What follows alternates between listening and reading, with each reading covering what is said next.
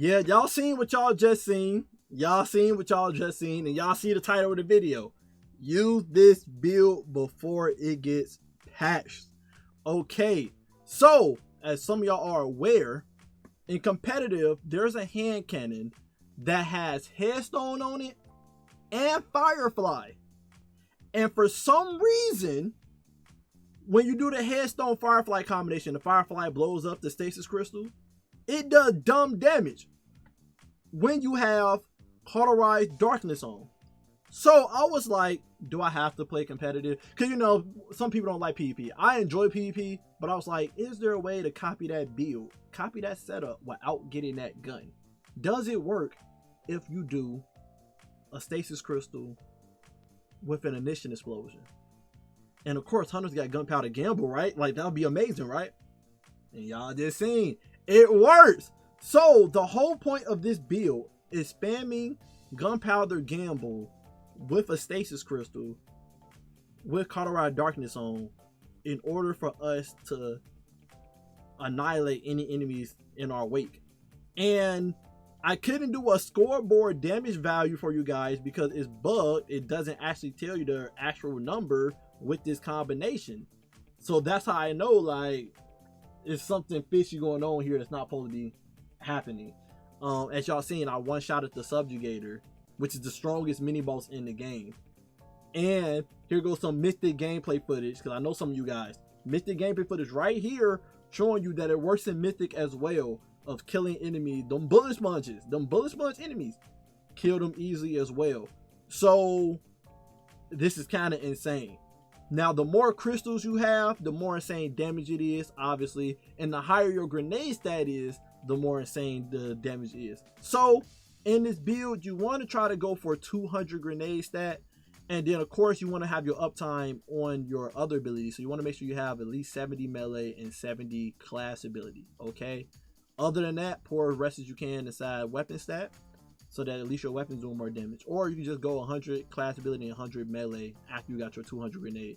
You get 200 grenade however way you want to do it, whether it's through the fonts or actually have an armor for it, okay? Now, we're rocking Mass of Fealty. I could have made 2 builds out of this video, but I'm going to give y'all 2 builds in this one video, okay? We're using Mass of Fealty so that y'all have an exotic that y'all can throw on in the Grandmaster Conquest modifier with Avagante, I believe how you pronounce it. But yeah, we got Mass Fealty on, throw Withering Blades, they bounce, you get melee energy back, but also Withering Blades make crystals when you got Mass Fealty on, and it does work with Mass Fealty as well, but it's a little less damage because it's a baby crystal instead of a big crystal. But it still does a lot of damage with that combination of ignition with the crystal with cauterized darkness on. And then of course, if you throw your Withering Blades at other crystals or frozen enemies, it make more Withering Blades that bounce off the wall that make more crystals. So if you get the right situation, you make a lot of crystals in a room, and then throw the ignition gunpowder smoke bomb in there or whatever. Gunpowder gun bomb in there, blow up all the crystals with the ignition, everybody die.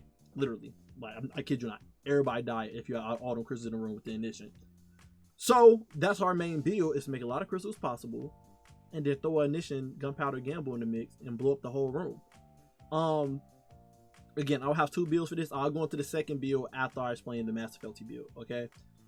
We are using, for our exotic, Burgless Curve. Reason being is because we can get kills with this weapon, and while we get kills with this weapon, we can make crystals. Final blows give us stasis arrows, and then we hit fire. We get freaking crystals. And to show you guys, in case some of you guys not aware of Burgless Curve as a bow, because I know some people don't like using bows. Every time I get a kill, it's a stack down there called Hell Barrage, and I can get 5 stacks of Hell Barrage, and that's the max. And then I can shoot Hipfire, and it'll make 5 stasis crystals. And if you do a shatter damage from this bow on that, you get Hell Barrage. If it kills enemies, you get Hell Barrage stacks from that as well. The shatter from the crystals give you Hell Barrage. And it don't have to be from the bow either. If I get a shatter from me throwing my melee at it, I still get a stack of Hell Barrage. As long as those crystals was made from the bow, when it does shatter damage, and the shatter damage kill the enemy, I get Hell Barrage. Now, the only thing there is If gunpowder gamble does the explosion, 9 out of 10 you won't get Hellbar back because the ignition is killing the enemies, not the actual shatter itself. Okay. Now this goes great synergy with Massive Fealty because, as I just told you guys, Massive Fealty, if you get kills with, if you throw your shuriken at crystals, it make more crystals and bounce off of them. So literally, this weapon is perfect. This is not perfect for Massive Fealty because you just throw these out there, throw a shuriken at it, it breaks them, and then it bounce off, make other shurikens and baby crystals in the area, as y'all can see. Okay, so great synergy as well if you don't have the gunpowder ready. And then, as y'all know, with gunpowder gamble, as you get kills or kill the enemy that's debuffed or kill the enemy with abilities, you get more stacks when you kill people with abilities than just getting regular weapon kills. So you get like 3-4 stacks from just getting a shuriken kill. So that's good as well. But that's the weapon we're using, and if you don't have the catalyst, fear not, it's not that important, but it do make it that it shoot faster if you freeze or slow a target, which you're gonna be doing a lot in this build. But yeah, all you gotta do is get killed with the bow and then hit fire to make crystal, and then you throw your gunpowder gamble at the crystals, it blows up, kill every enemy that's near the crystal, and boom, there you go. That's the build, that's the gameplay loop. Our energy weapon can be whatever you want. I went with a Baron action because it's just good. Incandescent, heal clip, the guy roll you want. Y'all able to craft it, so I know everybody can get it. And it do 30% more damage because of cauterized darkness. So as long as the person frozen or slow, this does insane damage already with that. Okay. And your heavy can be whatever you want. I got outrageous fortune on. Solar grenade launcher, very strong, good at DPS. So that's what I got. Alright. Subclass. You can run whatever super you want. Any super you want. I chose Void because I want to put everybody in a tether. They get 30% less, 30% debuff on them. I freeze them, throw my freaking grenade in there if it's a boss or something, and they take insane damage and may get one shot. So that's why I chose Shadow Shot, Tether, whatever, so that I can just clear the room even quicker with this build. Gambler's Dodge on, of course. We're going to be using Ascension in this build, so that whenever we pop Ascension, not only we get the damage resist for Amplify and 15%, the 15% damage resist from Amplify, jolting enemies, helping us get our light transcendence bar up. But we also get that enemies missing their shots as well. Very good as always. Ascension just too good of a aspect for hunters, right? We're rocking Withering Blades because we're rocking Mass Fealty, obviously. And we got Grapple Grenade on, so I can just grapple melee somebody whenever I want. You know, you can run whatever grenade you want, but Grapple Grenade and Grapple Melee just too strong of a grenade to not be using, right? And spread unraveling in the room as well. Gunpowder Gamble, obviously. Fragments, rocking Faster to Dawn, so whenever we throw our shurikens, which we're going to be doing a lot, we get Radiant to make it that our bow do more damage so that it's easier to kill enemies, especially when you're inside Mythic. You kind of need them damage multipliers, so we got Radiant. We also got Surges in our lead piece in this build, and then we also got the weapon stat giving the bow more damage, so actually can kill some people in Mythic. We got on Faster Protection for damage reduction, Faster Purpose, so when they pick up an orb, we get that Void Overshield, which is a 50% damage reduction. And extra health at that. Yeah, they can knock it off, but hey, stay up 5 seconds, 50% damage reduction for 5 seconds, pretty good. We got Faster Courage on, so whenever an enemy is affected by darkness, which they're gonna be doing, we freezing them on purple ice crystals. Then we throw our Gunpowder Gamble into the mix. It does 10% more damage because of Faster Courage on. And then we got Faster Devotion on, just so that we get our light transcendent bar up quicker, since we're gonna be killing a lot of dark debuffed enemies. So this helps us get our bar up quick when we're throwing our shuriken stuff, getting kills, because we got a lot of darkness going on in this build. This helps us get that light side up faster, so we can do transcendence more often and keep spamming and non-stop in this build.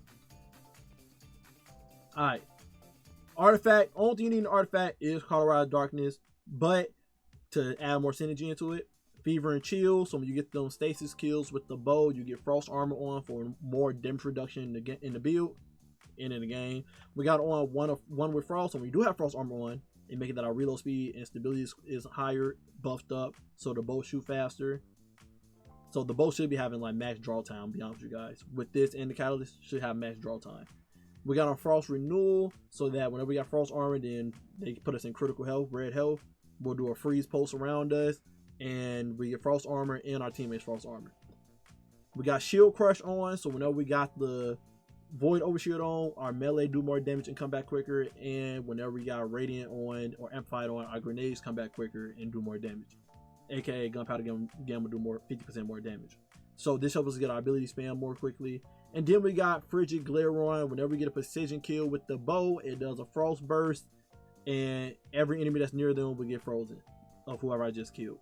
A bow, you aim for precision shots always, so this bow gonna be freezing from precision kills and gonna be freezing from its hip firing. So that's why this build freezes everything. Your shurikens freeze everything, your bow freeze everything, and then everything that's frozen, you throw a freaking gunpowder gamble at it, it does explosion and does insane damage.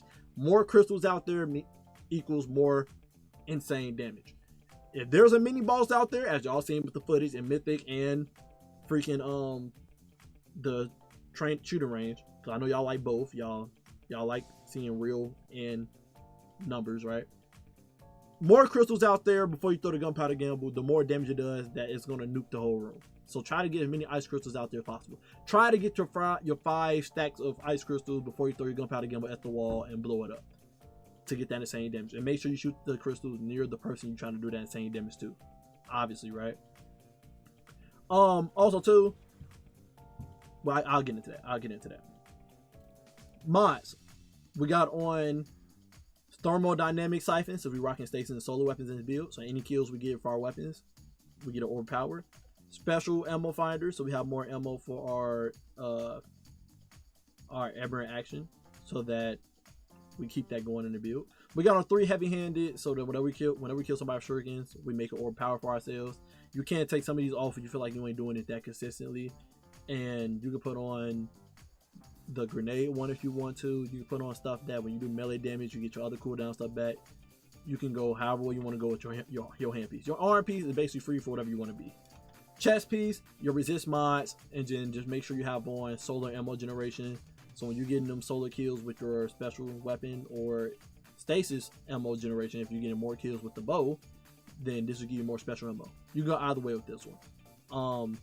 The bow already has a lot of ammo generation stat on it. It got 70. I thought 70 was enough, so I was like, let me bump up the ammo generation stat on my aberrant action. So this gives plus 20 to it, so it helps it better with generating special ammo and heavy, right? Lead piece, we got on better already for survivability. Insulation, so we get our class ability back quicker. And then we got stasis weapon surge, so that our Vergus curve do more damage, 11%.